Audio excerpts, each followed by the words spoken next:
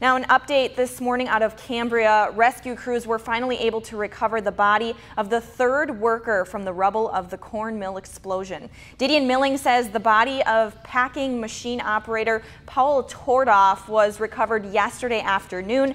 His body was found Friday, but officials delayed recovery until engineers said it was safe to send crews into the site. The bodies of a forklift operator and a mill operator were found earlier. The cause of Wednesday's blast has not yet been determined. Now to the latest on the London terror attack. Overnight, police arrested a number of people in 2 raids. Investigators say they think they've identified the 3 men who killed 7 people and hurt 48 in the attack on Saturday. They say teams are moving fast and getting a lot of evidence to help piece together the attack, where those men ran people over on London Bridge, then drove to Borough Market and stabbed people. Officers shot and killed them. ISIS is claiming responsibility for the attack, but they haven't offered up any proof, and experts doubt the claim. This morning, 36 people are in the hospital. 21 of them are in critical condition. Now, Canadian Christine Archibald was identified as the first victim killed in the attack. President Trump vowed to protect America from what he called the vile enemy. America sends our thoughts, our prayers, and our deepest sympathies to the victims of this evil slaughter, and we renew our resolve, stronger than ever before, to protect the United States and its allies from a vile enemy that has waged war on innocent life, and it's gone on too long. This bloodshed must end. British Prime Minister Theresa May is calling for a sweeping review of Britain's counterterrorism strategy. She says she thinks tougher internet regulations will help eliminate safe spaces where terrorists thrive. Congress is back in Washington today, and lawmakers are set to hear key testimony this week in the Russia investigation. Plus, President Trump goes after London's mayor on Twitter. Tracy Potts is on Capitol Hill this morning with more. Hi, Brooke. Good morning, everyone. It'll be a big week here in Washington in the Russia investigation. For the first time, James Comey goes public about his conversation with President Trump. The FBI director President Trump fired testifies Thursday. James Comey is expected to explain whether President Trump pressured him to back off the Russia investigation. The president says the former director confirmed 3 times that Mr. Trump was not a target. Why would he tell the president that? What was the tone and the context of those discussions? The director of National Intelligence, Dan Coats, and the head of the National Security Agency, Mike Rogers, faces similar questions Wednesday. I want to ask those individuals directly, did they have that kind of pressure? In an exclusive interview with NBC, Russian President Vladimir Putin says he barely spoke with former National Security Advisor Mike Flynn at a dinner in Russia. And I got up and left. I didn't even really talk to him. That's the extent of my acquaintance with Mr. Flynn. Putin denies any attempt to influence the election. Frankly, he's lying. And there's fresh criticism from President Trump about this. No reason to be alarmed. That's London's mayor addressing more police patrols after Saturday's attack. President Trump tweets at least 7 dead and 48 wounded in terror attack. And Mayor of London says there's no reason to be alarmed, adding, "We must stop being politically correct." The president also tweets that what happened in London justifies the travel ban he wants here in the U.S. From Washington, Tracy Potts, NBC 26. All right, thanks, Tracy. A Manitowoc man accused of leading police on a chase that ended on the runway at Whitman Regional Airport will be in court today. State Patrol tried to stop 56-year-old Lee J. Conup on I-41 northbound in March. Police say Conup entered the airport, broke through a gate, and then drove around access roads before going on the runway area. The man accused of kidnapping and nearly beating a man to death in Manitowoc County is also expected in court today. 28-year-old Marnie Ferry is charged with attempted homicide and false imprisonment. The criminal complaint says Ferry and 2 other men took the victim from Chicago to Manitowoc County. They allegedly tied the victim with rope and beat the victim with a baseball bat. Ferry is expected in court at 2:30 this afternoon. We have clouds overtaking northeast Wisconsin this morning. Had some showers work through overnight. Still lingering shower around the Sheboygan area. Could see a sprinkle underneath some of these clouds, but generally just going to see rather cloudy skies this morning, and then sunshine will develop as we head into this afternoon. A little bit of fog in some spots, visibility down to 1.5 miles in Sheboygan right now. Temperatures in the lower 60s to 50s across northeast Wisconsin. Winds pretty blustery out of the northeast, and it will be a windy day today and cooler as well. Highs will be in the lower 70s, but becoming sunny for this afternoon. Brooke? All right, thanks, Matt. This morning, the FAA is investigating a helicopter crash in Kenosha that left one man in the hospital. Here's the scene shortly after it happened yesterday afternoon around 4:30. The helicopter crashed just west of the air traffic control tower, landing on its side. Police tell us only the pilot was on board and was taken via Flight for Life to a hospital in Milwaukee for treatment. The Brown County Sheriff's Office says one man was seriously injured after a boat crashed into shore near the Leo Frigo Memorial Bridge. It happened around 8:30 Saturday on the north side of the Cat Island breakwall, just 100 yards west of the shipping channel. The Green Bay Metro Fire Department says all boaters should be aware of weather conditions and what's headed their way. Keep an eye on your smartphones, keep an eye on the weather, have a weather radio with you to be listening for weather reports for when these storms come in, and be vigilant on coming in early. You know, try not to beat the storms when you see them. By the time you see them, it's too late. 3 men and a woman were taken to a nearby hospital for treatment. They have since been released. The Brown County Sheriff's Office says speed and alcohol are believed to be a factor in the crash. Today, autopsies are scheduled in the death of 2 children that died separately over the weekend.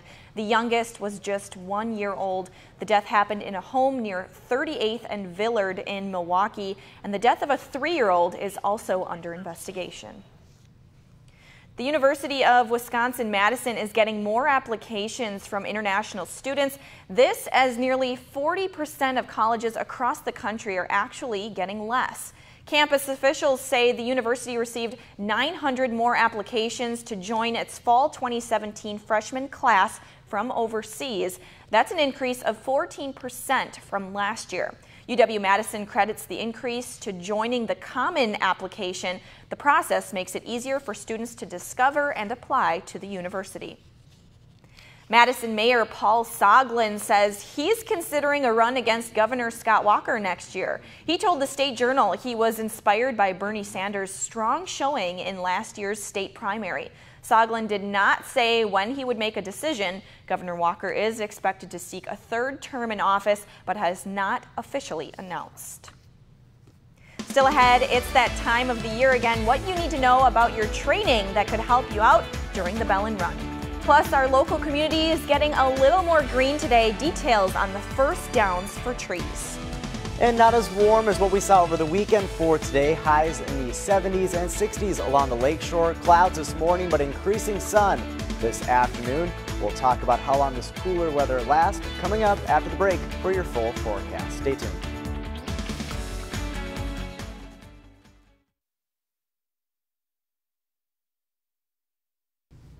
And the time is 5:13. Grab your running shoes. We're just a little more than 4 days away from the Bellin Run. There's still time to register for the 10K run walk. Organizers with the Bellin want to remind those training the importance of stretching. Be sure that after you get done with a run to do a cool down. Hold each stretch for 30 seconds or longer. This will help you be pain-free and ready for the run. So keep up on the training, everyone.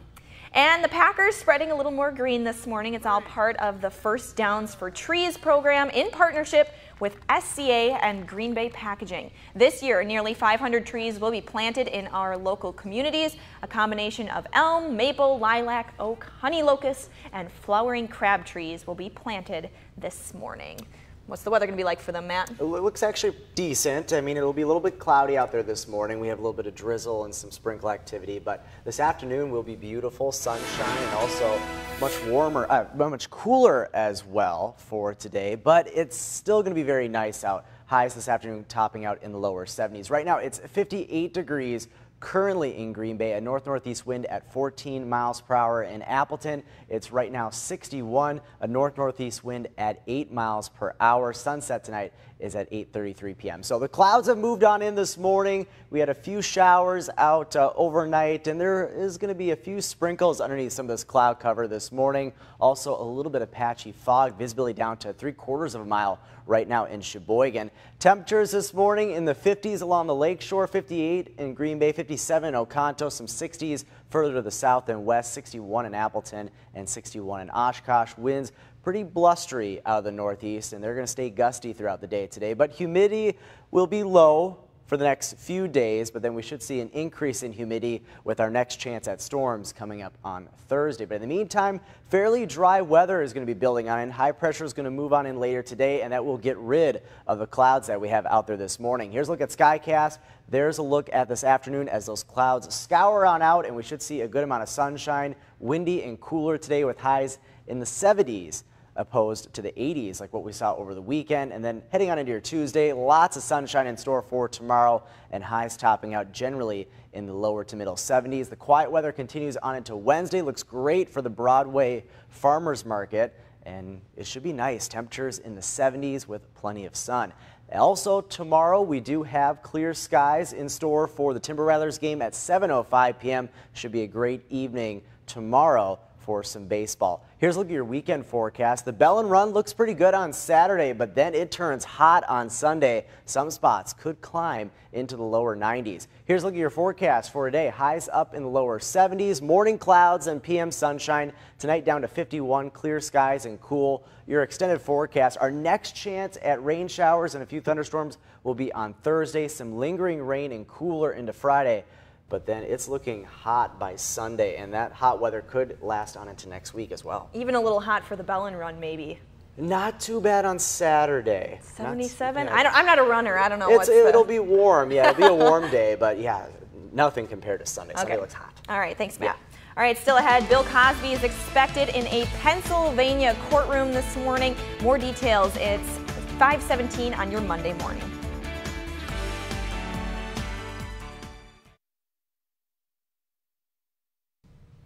Welcome back. The time is 5:19. It was a beautiful weekend, and we're looking at a little bit of a cool down today. Matt Hoffman joins us on the weather deck with more. Good morning, Matt. Hey, good morning there, Brooke. Yeah, we have some cloudy skies out here this morning, and it will be a cooler day in general out there for your Monday to start off the work week. But sunshine will increase for this afternoon. Some good news there. We'll check out your weather headlines for today. Here's how it's shaping up as we go through the week. A cooler start to the week. Highs in the lower to middle 70s the next couple of days. The dry weather looks to continue through Wednesday with a good amount of sunshine, but then rain and storm chances come back into the picture for Thursday into Friday. And then it looks like it heats up for later on this weekend. Right now it's cloudy. We do have a few sprinkles out there underneath some of the clouds, but still some sunshine towards Wautoma and Fond du Lac this morning. Here's a look at your planner for today. Temperatures topping out this afternoon in the lower 70s. It'll be windy as well with gusty north-northeast winds. Highs today topping out in the 60s along the lakeshore, but lower to middle 70s further to the west. And then as we head on into your Tuesday, temperatures a few degrees warmer. Brooke? Yeah, much milder temperatures than we saw over the weekend. Yes, not as warm for sure. All right, thank you so much, Matt. All right, the benefit concert for victims of the terror attack outside an Ariana Grande concert in Manchester was a huge success. At last check, people donated more than $9 million. Stars from Justin Bieber to Katy Perry to Usher joined Ariana Grande on the stage, the whole event being incredibly emotional. Pleasure of meeting Olivia's mommy a few days ago. And as soon as I met her, I started crying. I gave her a big hug. And she said that I should stop crying because Olivia wouldn't have wanted me to cry. And then she told me that Olivia would have wanted to hear the hits. Some 50,000 people came to the concert to show support for the victims of that attack 2 weeks ago. Security was really tight. Officers searched each person thoroughly. They weren't taking any chances. Now, we're uncovering new information this morning about this chaotic and violent scene in Portland. Police arrested 14 people during competing rallies yesterday. They say hundreds of protesters gathered in a park in a show against a Trump free speech rally happening across the street. Things went off the rails when police say the counter-protesters started chucking glass bottles and bricks, even balloons full of foul-smelling liquid. Officers had to close the park where they were gathered and use pepper spray to get the situation under control. Now, after years of accusations and denials, today the scandal surrounding Bill Cosby moves to a Pennsylvania courtroom. Cosby's sexual assault trial begins later this morning in Norristown, and that's where Jay Gray is outside the courthouse with a preview. Good morning. Bill Cosby has taken the stage in front of millions around the world, but today he faces his most important audience, the 12 jurors and 6 alternates inside this courthouse. Once known as America's Dad, Bill Cosby is now a defendant, accused of sexually assaulting a woman who had considered him a mentor. Andrea Constant says she went to Cosby's home to talk about her career and that he gave her wine and pills, the effect of which rendered her unable to move or respond to his advances, and he committed aggravated indecent assault upon her. More than 50 women have shared similar stories. I had an encounter with Bill Cosby. He had gone from helping me to groping me. Bill Cosby raped me. He made me a victim. In an interview with SiriusXM radio host Michael Smerconish, Cosby discussed having dozens of accusers. The piling on, so to speak, is a way, and certainly an oppressive way, to get public opinion to come to the other side. Are you telling me that they're all lying? You know better than that. Cosby and his attorneys have said the sex was consensual, vehemently denying the allegations. The performer suggesting race could be a factor in the scandal surrounding him. I just truly believe that some of it may very well be that. Just one of so many issues sure to be a part of this high-profile case. Cosby is not expected to testify during the trial, which could last 3 to 4 weeks here in Norristown, Pennsylvania. I'm Jay Gray. Back to you now.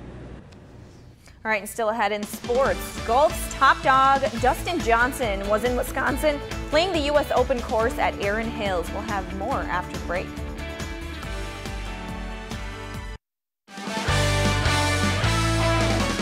This is NBC 26 Sports. Good morning, everyone. The #1 ranked golfer in the world, Dustin Johnson, didn't make the cut for the final round of the Memorial Tournament, but that's okay.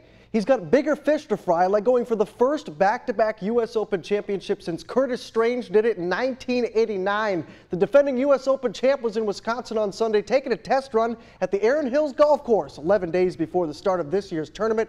Our sister station at WTMJ in Milwaukee caught up with DJ to get his first impressions after a round of 18.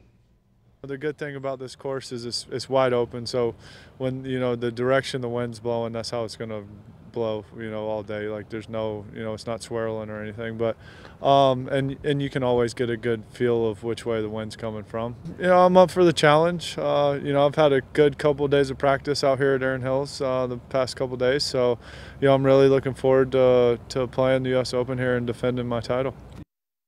And that does it for your look at sports. Have a great start to your week, everybody.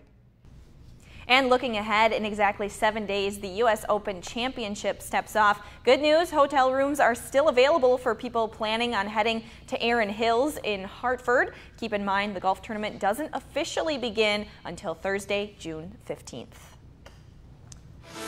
Cloudy skies as you start off your Monday in Titletown, 58 degrees. We have a little bit of light drizzle and sprinkle activity out there this morning underneath these clouds, but we will see the clouds move out for this afternoon, increasing sunshine for a day, cooler and windy with highs in the lower 70s. Lots of sunshine in store for your Tuesday. High pressure in control, but there is a system off to the west that will bring us our next chance at showers and thunderstorms as we get into your Thursday. Now, humidity will be on the lower side the next few days. A bit of an increase, a little bit muggy for Thursday with those shower and thunderstorm chances, and then looks pretty good on Saturday to start the weekend, but then heat and humidity build as we head into Sunday. Dew points approaching 70, getting into that oppressive category on Sunday, and the heat looks to continue into next week. Temperatures could flirt with 90 for the first time this season coming up on Sunday. Brooke?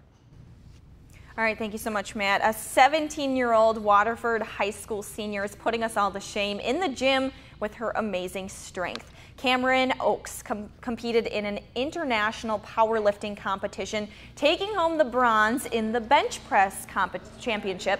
Take a look. This is the moment she benched 209 pounds. The teenager tells us she works out 5 to 6 days a week for 3 hours at a time and says it took hard work and dedication to place first in the national championships and now bronze in the world competition. When I first started lifting in the weight room, it was like all guys, and I was super intimidated about it. I thought they would like make fun of me. I'm just more confident now, and I just think that girls should be in the weight room too. It's not just a guy thing.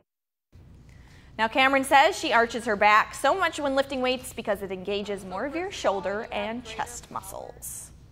Still ahead, Oshkosh police continue their search this morning for an escaped inmate. We'll have live reports coming up. And the latest on the Cambria plant explosion, how the body of the third worker was finally recovered over the weekend.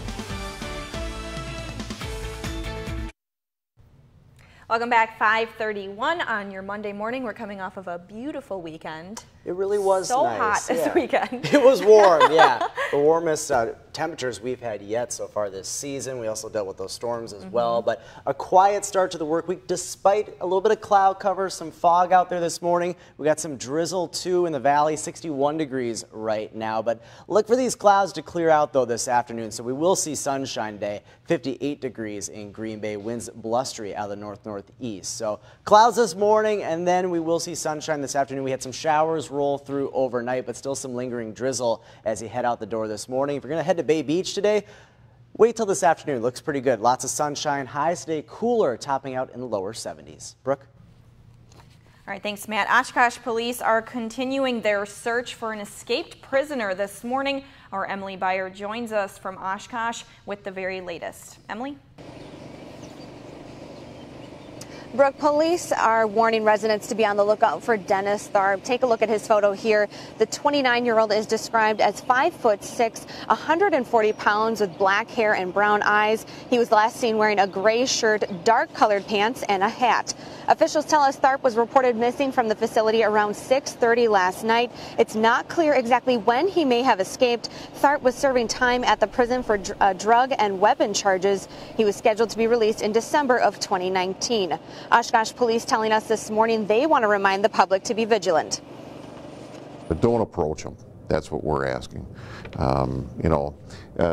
Safety and vigilance is always a good thing no matter what your day is, whether it's an escapee or just a regular day.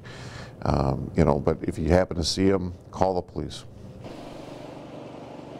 No one was injured in the escape. Officials tell us they believe Tharp is with a woman and he has ties to the Milwaukee area. Now, authorities say Tharp is not considered a threat to the public, but if you have any information or know of his whereabouts, you're asked to contact police. Reporting live in Oshkosh, Emily Byer, NBC 26. All right, thank you so much, Emily, for that report. An update this morning out of Cambria. Rescue crews were finally able to recover the body of the third worker from the rubble of the corn mill explosion.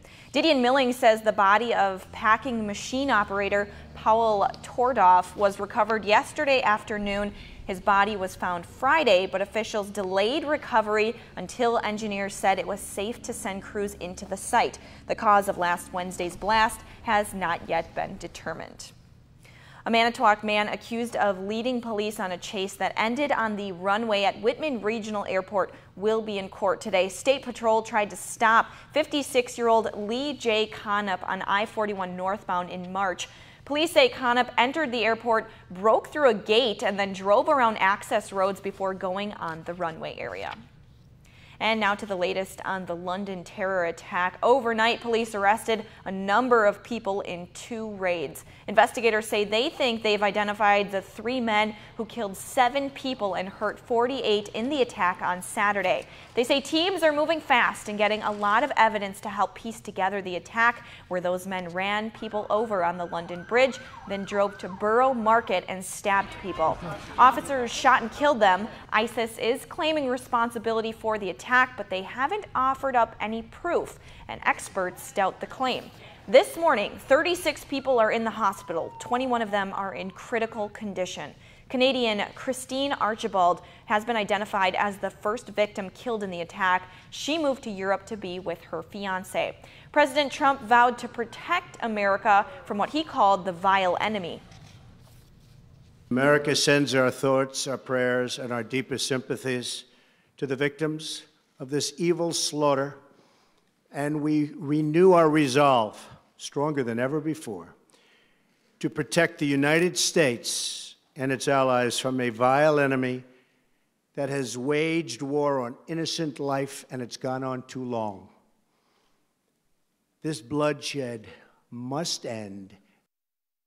Now, British Prime Minister Theresa May is calling for a sweeping review of Britain's counter-terrorism strategy. She says she thinks tougher internet regulations will help eliminate safe spaces where terrorists thrive, and that idea is getting mixed reviews this morning. She says police have disrupted 5 credible terror plots since the Westminster Bridge attack in late March. This is the 3rd terror attack in Europe in less than 3 months.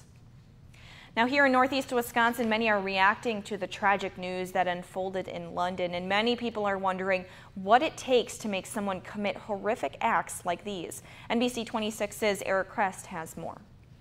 We met up with a sociologist from the University of Wisconsin-Fox Valley to find out who is typically recruited into the world of terrorism and why. None of us, I think, are born to be killers or terrorists. I think that's made. I think you learn that. Professor Gregory Peters struggles with every last terrorist attack that hits the news, much like the rest of us.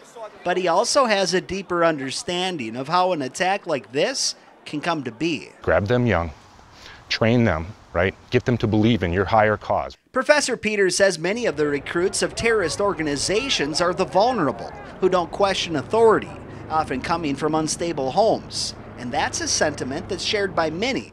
The morality's changed. Many who are unaware of the sociology behind the statements. They get into the minds of people that are lost in society, and it to look and to be martyrs, more or less. But you give them what they don't have. You give them a purpose, you give them a job, you give them some food, right? You show them some attention. And while we're beginning to learn more about the people behind the attacks like this in London, one thing we don't know for certain is how to change the trend of terrorism. But there are theories. We all need to understand people that have different religious beliefs, different race and ethnicity, different sexual orientation. And the more that we're around people that are different than us, the more that we're going to realize they're just human beings, and maybe the less likely we are to kill each other. Professor Peter adds that with every attack, people do feel more and more vulnerable, and that is exactly what terrorists are banking on. With NBC 26, I'm Eric Crest. All right, thanks, Eric. Overnight, 4 Middle Eastern countries broke off diplomatic ties with Qatar, accusing the country of supporting terrorism. Leaders in Qatar fired back, saying there's no justification for the move and called it a violation of its sovereignty. The 4 countries are Saudi Arabia, Bahrain, the United Arab Emirates, and Egypt. They're all pulling diplomatic staff from Qatar and are cutting off other support. A huge American military base, along with 10,000 troops, are based there.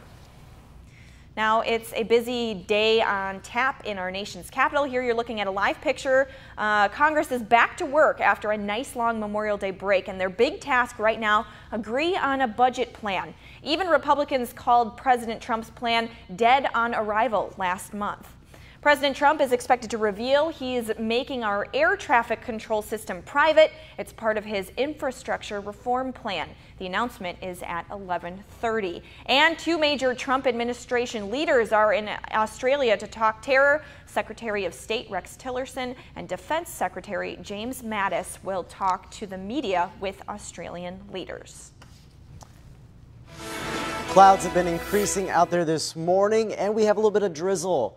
Patchy across northeast Wisconsin to start off your Monday, but look for the clouds to clear out for this afternoon. Temperatures starting out in the 50s and lower 60s, 56 in Sturgeon Bay, it's 58 in Green Bay, and 63 right now in Oshkosh. Winds pretty blustery out of the north-northeast, and it will be a windy day today. Cooler with highs topping out this afternoon in the lower 70s, but we will see that sunshine this afternoon. But again, it will be windy, so there is a small craft advisory along Lake Michigan and the Bay throughout the day today. Waves will be as high as 2 to 4 feet. Brooke?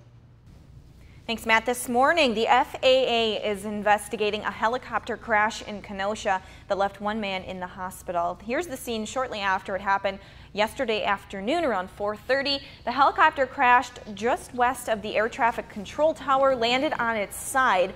Police tell us only the pilot was on board and was taken via Flight for Life to a hospital in the Milwaukee area. Flag Day and the 4th of July are right around the corner, and Appleton American Legion post number 38 is offering a reminder to the community on proper flag etiquette and respect. Make sure to check your flag for discoloration, frays, and tears before displaying them. Flags that need to be retired can be dropped off 24/7 in the collection bin by the front door of the Appleton American Legion. Now here's some closures to be aware of this morning in Winnebago County. Northbound Oneida Street under Highway 441 will close starting today. It will be closed until June 21st. Northbound Highway 10 traffic will be detoured west on Midway Road to Highway 47. You'll take 47 north to westbound US 10. The closure is needed for utility work in Appleton. All right, still ahead, some youth Packers coaches got some pointers from the best of the best at Lambeau Field. And we're checking on the status of SpaceX's